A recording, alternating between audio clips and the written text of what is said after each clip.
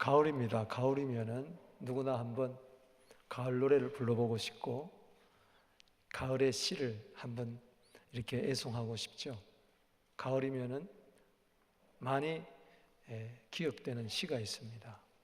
서정주 시인의 국화 옆에서 한 송이 국화꽃을 피우기 위하여 봄부터 서쪽 새는 그렇게 울었나 보다. 천둥은 먹구름 속에서 또 그렇게 울었나 보다. 가을에 핀 국화꽃, 그냥 가을 되니까 피는 게 아니죠.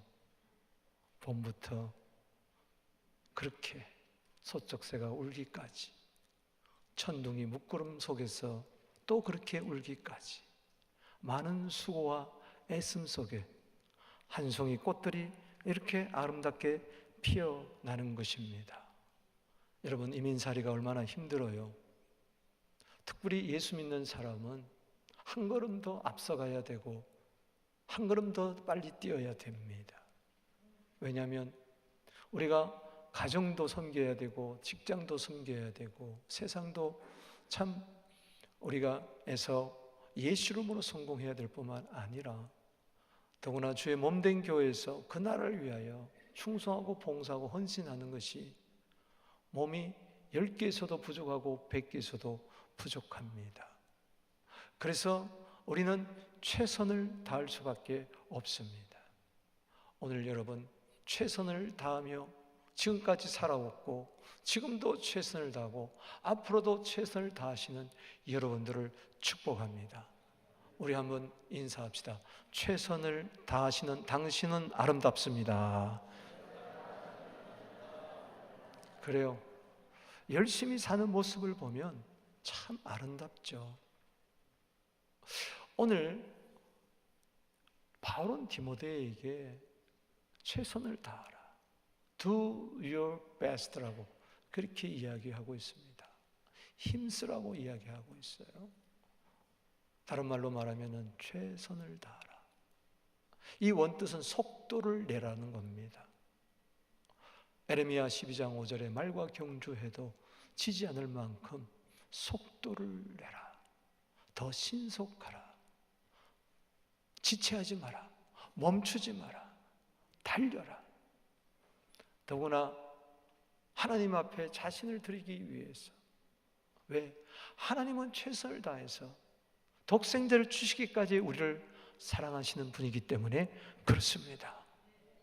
하나님은 게으른 분이 아니에요. 하나님은 열심을 내는 분이에요. 이사야 9장 7절에 하나님의 아들을 메시아로 보내기까지, 구원자로 보내기까지 여호와의 열심히 이를 이루리라. 사도 바울은 달려갈 길을 달려간다고 이야기했는데 고린도후서 11장 2절에 보니까 하나님의 열심으로 열심을 낸다. 최선을 다한다. 오늘 하나님께 자신을 드리기를 힘쓰라고 바울은 디모데에게 권면하고 있습니다. 물론 그때 그 상황은 좋지 않습니다. 에베소 교회에 흉악한 이리가 들어와서 바울이 떠난 이후에 너무나 어지러운 상황이었어요. 오늘 디모데후서 2장 14절에 보면 서로 말다툼이 있었습니다. 16절에 보면은 망령된 말들이, 헛된 말들이 돌아다녔습니다. 그리고 17절에 보면은 악성 종양과 같은 그런 말들이 있었습니다. 그렇기 때문에 이것은 한마디로 너무나 힘들다는 거예요. 2장 14절에서 17절까지를 보면은 그 힘든 상황 있지만은 디모데야, 너는 낙심하지 말고 실망치 말고 탓하지 말고 너 자신을 하나님 앞에 드리기를 힘쓰라. 하나님은 성실하신 하나님이십니다. 그 하나님을 믿는 사람도 매사에 최선을 다해야 됩니다. 호랑이도 토끼 한 마리 잡을 때 이까짓 거 하고 어슬렁 거려서 잡지 않습니다. 그럼 토끼는 도망가 버리죠. 토끼 한 마리를 잡아도 최선을 다해서 달려가서 덥석 잡는다고 이야기했습니다. 달리는 자전거 넘어지지 않습니다. 구르는 돌에는 이끼가 끼지 않습니다. 왜 내 삶의 매너리즘에 빠집니까? 지금 처져 있다는 것이죠. 오늘 다시 한번 최선을 다하게 되기를 바랍니다. 달리는 말에 채찍질을 가한다고 우리가 최선을 다하지 않기 때문에 바울이 디모데에게 최선을 다하라는 게 아닙니다. 최선을 다하기 때문에 최선을 다하라는 겁니다. 말귀를 알아듣는 거죠. 그렇습니다. 우린 지금까지 최선을 다해서 경주했어요. 여러분, 마라톤 경주자가 42.195를 뛸 때에 얼마나 최선을 다했습니까? 그러나 옆에서 응원합니다. 잘하십시오. 잘할 수 있습니다. 조금만 더 힘을 내십시오. 조금만 더 힘을 내십시오. 감독과 코치가 주위 동료들이 조금만 힘을 내라고, 조금만 힘을 내라고, 바로 고지가 적이라고, 결승 테프가 적이라고, 쓰러지지 말라고 달리니까 그렇게 이야기를 하죠. 우리 한번 인사합시다. 조금만 더 힘을 내십시다. 아멘이십니까? 힘쓰다 보면은 일이 풀리는 거예요. 최선을 다하다 보면은 바뀌게 되는 거죠. 걱정한다고 되는 게 아니라, 염려한다고 되는 게 아니라, 타다듬고 되는 게 아니라, 누가 무엇이 어떻게 됐다 상관없이 나는 내 길을 걸어가는 겁니다. 달려가는 겁니다. 에레미야가 자기의 길을 간다 그랬어요. 그 길을 갈 때에 어려움이 없었겠습니까? 있었죠. 오늘 가장 중요한 것은 시간도 드리고 최선을 다하면서 물질도 드리고 봉사도 드리고 재능도 드리고 좋습니다만, 중요한 것은 나를 드려야 돼. 할렐루야. 가장 귀한 알맹이는 나입니다. 나. 하나님 앞에 와서 예배 드리는데 마음은 콩밭에 가 있어요. 말씀을 듣는데 엉뚱한 생각하고 있어요. 입 벌리고 찬양해봐야, 기도해봐야 소용없는 거예요. 바알과 아세라를 사랑하면서 하나님께 와서 천천만만 수양과 재물 드린다 할지라도 드리지 말라 그랬어요. 너 괴롭다 그랬어요. 오늘 마음도 없는 예배 아닙니다. 마음을 드리고 힘하고 목숨 다하여 뜻 다하여 정성을 다하여 예배 드리게 되기를 주 이름으로 축원하는 것입니다. 그래요. 부족해요. 연약해요. 시간도 없습니다. 재물도 부족합니다. 재능도 부족합니다. 그러나 내 모습 이대로 주님 받아주시옵소서. 할렐루야. 하나님은 그때 속지 않아요. 중심을 네가 바치느냐 안 바치느냐, 그게 문제예요. 창세기 4장 4절 5절에 가인과 그 재물은 받지 않으시고 아벨과 그 재물은 받으셨으니 먼저 하나님 우리 자신을 받으시길 원하십니다. 마게도냐 교인들 극심한 환난이 있었어요. 가난이 있었어요. 그러나 넘치는 기쁨으로 힘보다 더하여 자원함으로 예물을 드렸어요. 어떻게 그럴 수가 있었습니까? 고린도후서 8장 5절에 따라합시다. 먼저 자신을 주께 드리고, 그렇습니다. 먼저 나를 주님 앞에 드리는 겁니다. 거기서 희생이 나오고, 거기서 감사가 나오고, 거기서 기쁨이 나오는 거예요. 자신을 드리지 못하니까 드려도 기쁨이 없고 바쳐도 감사가 없는 거죠. 예배를 드려도 감격이 없는 거죠. 자신을 먼저 드려야 돼요. 에베소서 5장 2절 읽어보겠습니다. 그게 사랑이에요. 시작. 그리스도께서 너희를 사랑하신 것 같이 너희도 사랑 가운데 행하라. 그는 우리를 위하여 자신을 버리사 향기로운 제물과 희생 제물로 하나님께 드리셨느니라. 사랑하면요, 사랑하는 자식을 위해서 내 모든 것을 드리고 싶어요. 모든 것을 바치고 싶어요. 손자들에게 내 모든 것을 바치고 싶어요. 그게 사랑이잖아요. 내 자신을 드리는 거죠. 오늘 뭐가 행복입니까? 뭐가 신앙입니까? 뭐가 충성입니까? 자신을 하나님께 드리기를 힘쓰는 거, 힘을 써야 됩니다. 그냥 저절로 되는 거 아니에요. 힘을 써야 돼요. 은혜는 수고를 동반한다는 것을 믿으시기 바랍니다.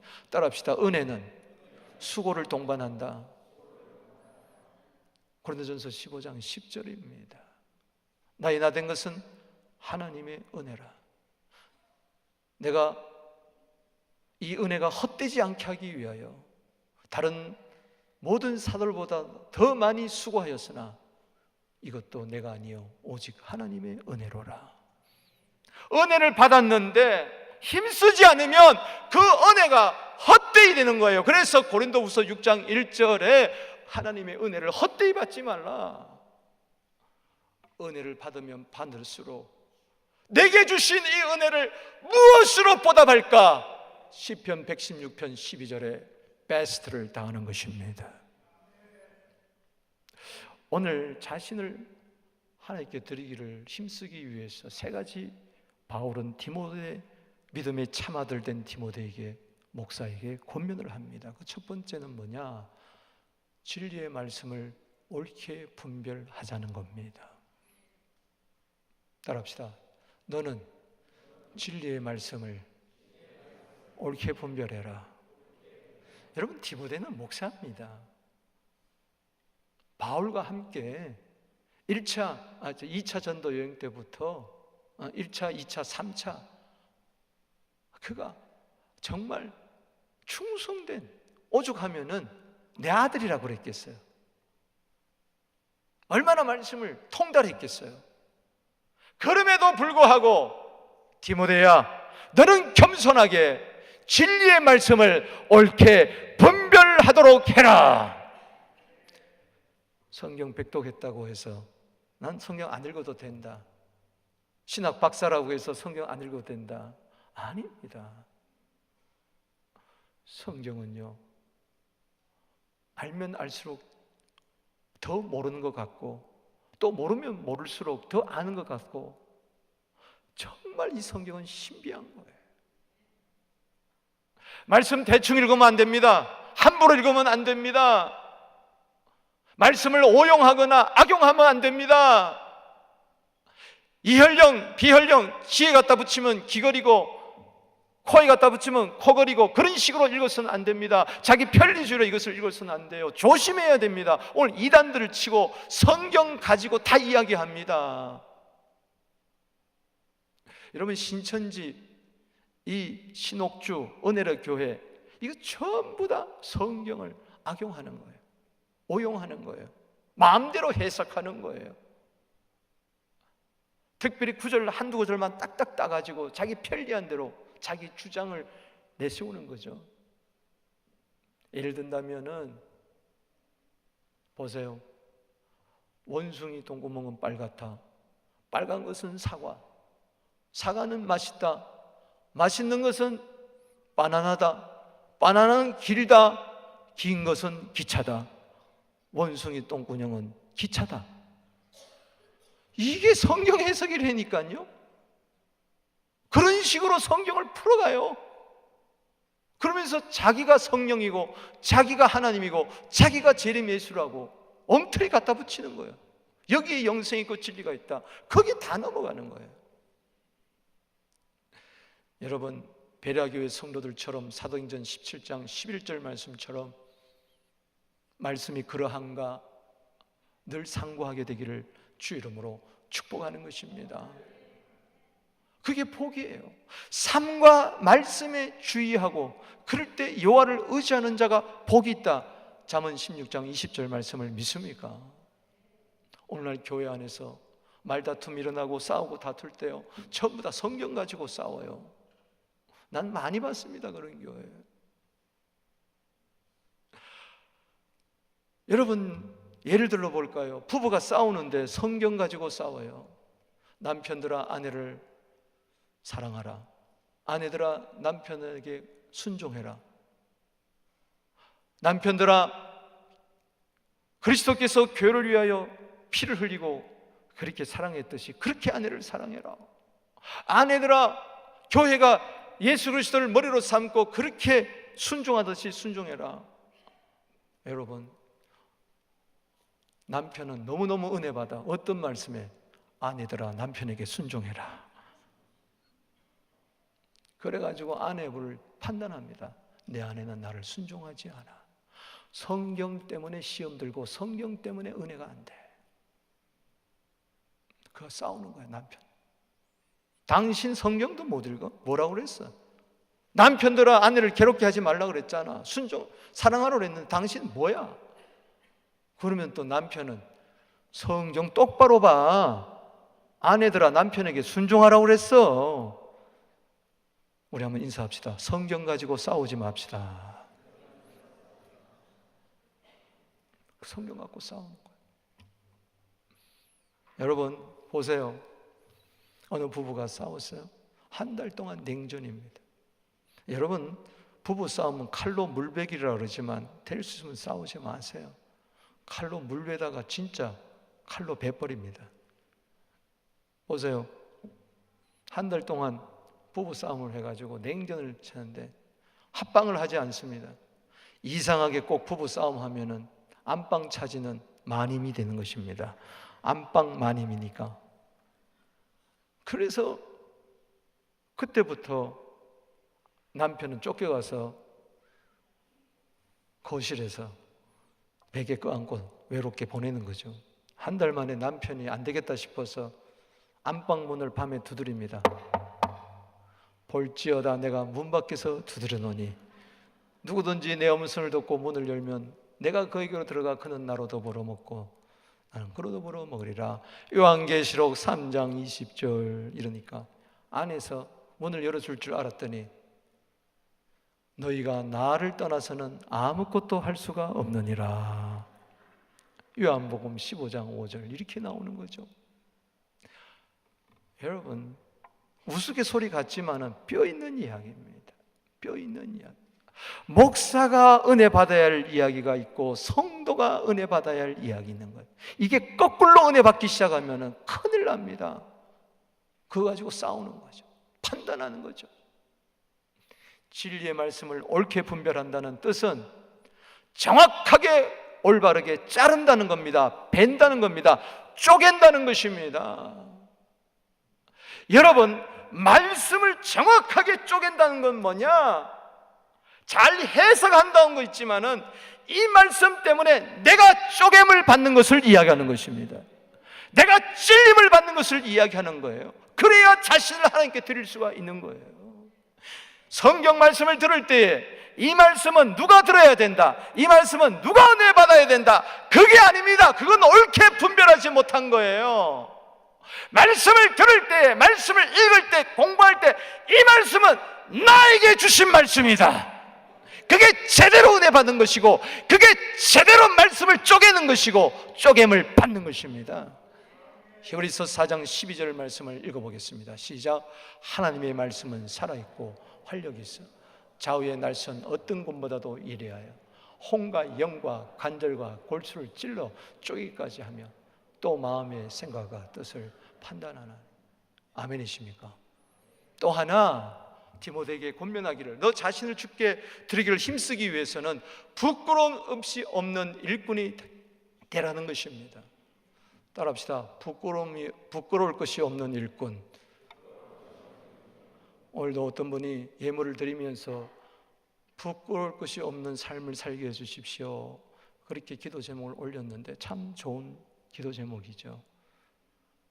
여러분 계시록에 7가지 복이 나오는데 그 중에 하나는 주님 오실 때에 계시록 16장 15절에 벌거벗음을 보이지 아니하고 부끄러움을 당치 않는 자는 복이 있다 그렇게 이야기했어요.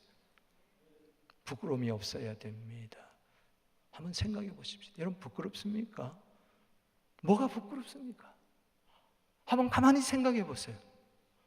얼굴이 못생겨서 죄송해요. 부끄러워요. 내가 돈이 없어 부끄러워. 가난해서 부끄럽습니까? 몸이 약해서 부끄럽습니까? 몸매가 그렇고 그래서 부끄럽습니까? 얼굴이 민주주의로 생겨서 부끄럽습니까? 부모가 그렇게 자랑할 만한 사람이 아니라서 부끄럽습니까? 과하라서 부끄럽습니까? 고등학교도 제대로 못 나왔어요. 대학교도 제대로 못 나왔어요. 이 캐나다 이민 와가지고요, 난 어느 대학 나왔다 거짓말이 많대요. 너무너무 많대요. 뭐가 부끄러운 겁니까? 직장이 변변치 못해서 부끄럽습니까? 어떤 분은 복음마저도 부끄러워해. 로마서 1장 16절에 어떤 분은 예수님이 부끄러워. 여러분 마가복음 8장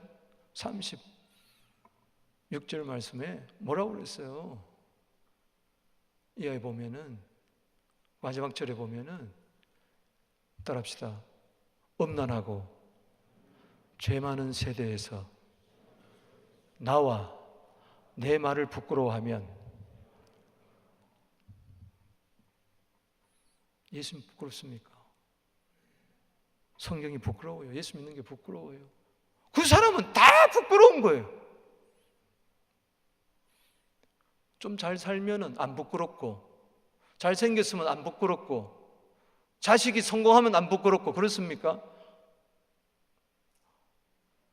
자식 때문에 뭐가 부끄럽습니까? 뭐가 부끄러운 거예요? 죄 많고 음란한 그것이 부끄러운데 너는 왜 나를 부끄러워하느냐? 그 사람은 인자가 아버지의 영광으로 천사들과 함께 그 사람을 내가 부끄러워 버리리라. 따라합시다. 부끄러운 것은 죄밖에 없다. 그럼 부끄러운 얼굴 하려면 어떻게 해야 돼요? 죄 씻음 받아야죠. 깨끗함 받아야죠. 그래서 디모데후서 2장 20절 21절에 깨끗한 그릇이 되라. 금그릇, 은그릇, 질그릇, 나무그릇, 그것은 여러분들의 이야기가 아닙니다. 그 가운데서 귀하게 쓰인 그릇도 있고 천하게 쓰인 그릇도 있는데 어떤 그릇이 깨끗하게 쓰임받느냐? 깨끗한 그릇이다. 할렐루야. 깨끗한 것은 부끄러움이 없다는 겁니다. 어떻게 내가 부끄러움이 없습니까? 하늘과 바람과 별과 시라는 아름다운 주옥 같은 시를 지었던 윤동주 시인, 죽는 날까지 하늘을 우러러 한 점의 부끄러움이 없기를 잎새에 이는 바람에도 나는 그렇게 괴로워했다. 별을 노래하는 마음으로 모든 죽어가는 것을 사랑해야지. 그리고 나한테 주어진 길을 나는 걸어가야 되겠다. 오늘 밤에도 별이 바람에 스치운다. 이 아름다운 시에서 그래도 주어진 길을, 나에게 주어진 길을 가는데 죽는 날까지 한 점의 부끄러움 없이, 그게 가능할까요? 쉬운 게 아닙니다. 쉬니까 그렇게 부끄럽게 살지 않고 싶다는 몸부림이죠. 하나님 앞에 설 때 과연 나는 부끄러움이 없다고 그럴 사람 누가 있겠습니까? 부끄러움이 없어야 자신을 하나님께 드릴 수 있다는 이야기가 아니라, 너는 부끄러울 수밖에 없지만은 내가 너를 부끄럽게 하지 아니하노니 자신을 하나님께 드리기를 힘쓰라는 겁니다. 할렐루야. 어떻게 깨끗해져요? 말씀으로. 에베소 5장 26절에 어떻게 깨끗해져요? 에베소 1장 7절에 예수의 피로. 어떻게 깨끗해져요? 회개함으로. 요한일서 1장 9절에 깨끗해지는 세 구절 알려드립니다. 에베소 5장 26절, 요한일서 1장 7절, 요한일서 1장 9절. 말씀으로 예수의 피로 회개함으로 우리의 모든 부끄러움과 수치를 다 제거하신 줄로 믿으시기 바랍니다. 이사야 45장 17절에 그것이 구원이다 이야기했어요. 나는 부끄러움이 없다. 이건 구원받았다는 겁니다. 아멘이십니까? 주님이 내 죄를 정치 않는다는 것입니다. 지나간 내 삶 속에 부끄러워 고개를 들 수 없고 후회할 수밖에 없고 가슴을 칠 수밖에 없지만 주님은 내 죄를 기억도 하지 않는다 하시니 그게 구원이라는 겁니다. 그게 예수 믿는 거라는 겁니다. 로마서 10장 11절에 뭐라고 기록되어 있나요? 읽어봅시다. 시작. 성경에 이르되 누구든지 그를 믿는 자는 부끄러움을 당치 아니하리라. 오늘 은혜의 보좌 앞에 담대히 나가게 되기를 바랍니다. 자신을 주님께 드리기를 주저하지 않게 되기를 바랍니다. 나긋한 자도 주님이 받으실까? 받으십니다. 탕자를 받았다면 탕자를, 그 자식을 부끄러워하지 않았습니다. 잃어버렸던 내 아들이요, 죽었다가 다시 살아난 내 아들이라고 종들 앞에서도 온 동네방네 잔치를 벌이면서 자랑했습니다. 그렇습니다. 히브리서 11장 16절 말씀에 더 나은 본향을 사모함으로, 그러므로 하나님이 우리를 자기의 하나님이라 일컬음 받으시기를 부끄러워하지 아니하시고 우리를 위하여 한 성을 준비하신 줄로 믿으시기 바랍니다. 내가 부끄러워하지 않는다는 것은 하나님이 나를 부끄러워하지 않으신다. 이 구원의 확신, 죄사함의 확신이 있을 때에 너무나 감사해서 감격해서 말씀 통하여 이 진리를 깨달았사오니 말씀 안에서 나는 정죄당하지 않고 모든 부끄러움이 사라지고 하나님의 생명으로 살아가게 되었으니 이 몸을 주님 앞에 드립니다. 그렇게 되는 거죠. 세 번째는 하나님께 인정을 받아야 됩니다. 읽어봅시다. 시작. 인정된 자로 자신을 하나님 앞에 드리기를 힘쓰라. 너무 감사하죠. 하나님은 이미 예수 안에서 우리를 인정하셨습니다. 또 여러분들을 인정하시기를 원하십니다.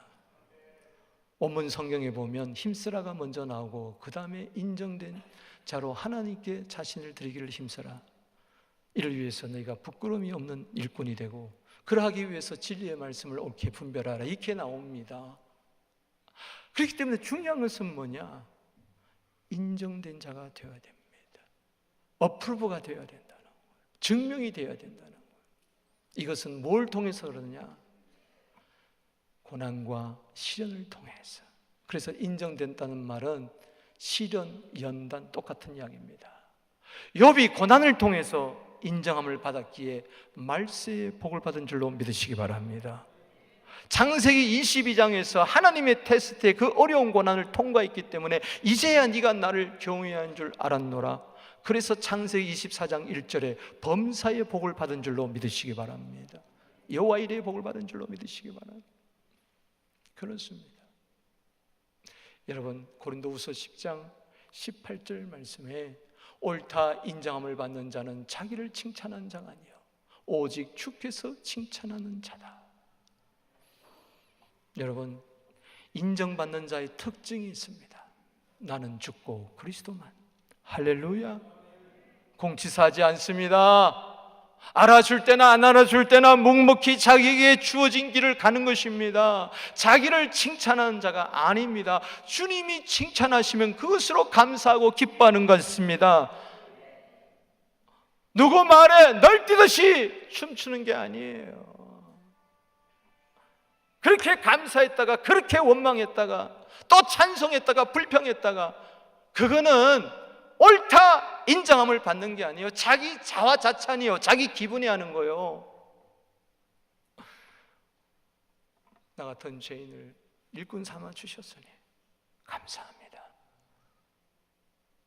밭에서 일을 다 하고 또 집에 와서 또 집안일 다 돌보고 그리고 서서 우익한 종이 하야할 일을 하였을 뿐입니다.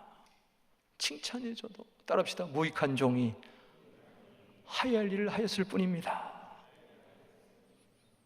그게 인정받는 자인 줄로 믿으시기 바랍니다. 누가복음 21장 4절에 가난한 과부의 2렙돈 주님이 인정해 주셨어요.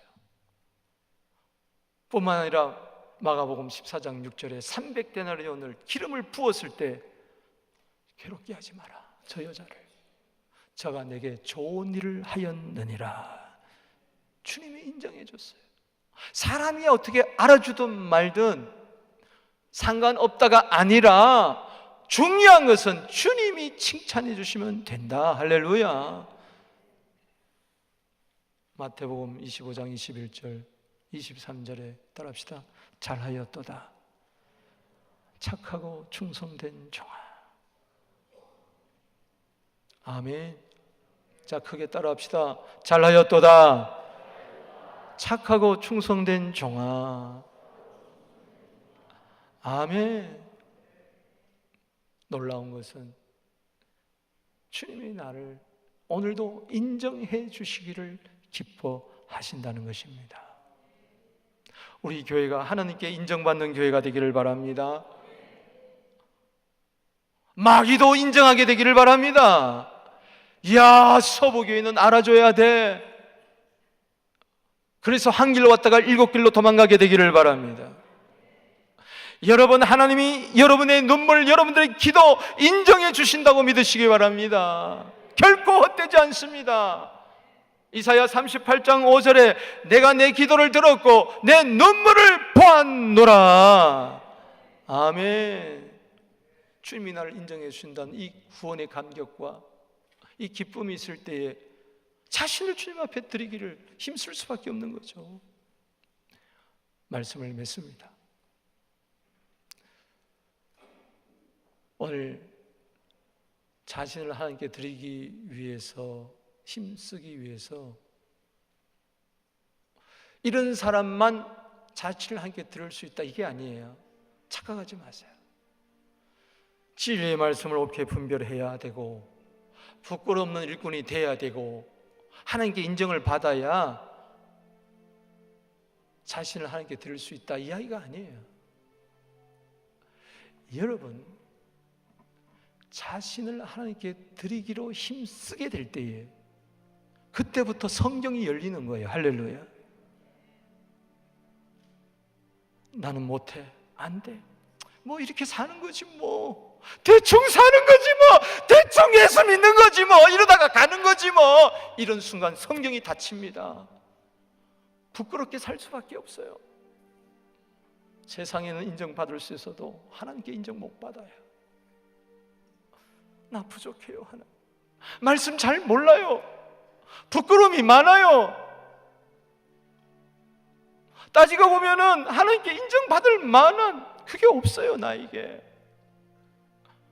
그럼에도 불구하고 구원받은 이 감격, 하나님께 대한 감사와 내 속에 있는 구원의 즐거움이 회복될 때마다 하나님, 내 모습 이대로 주님께 드립니다, 받아주세요. 그런 순간에 성경이 열리게 됩니다. 은혜가 돼요. 아, 나 같은 자를 부르셨구나. 천하고 무능한 나에게도 일꾼을 맡기셨구나. 착하고 충성된 동이 그때부터 되는 겁니다. 그래서 하나님이 여러분들을 인정할 수밖에 없는 겁니다. 제가 만약 진리의 말씀을 옳게 분별할 때까지 기다리고 부끄러움이 없는 목사가 될 때까지 기다리고 하나님께 인정받을 짓거리 할 때까지만 기다린다면 나는 하나님께 드리지 못할 거예요.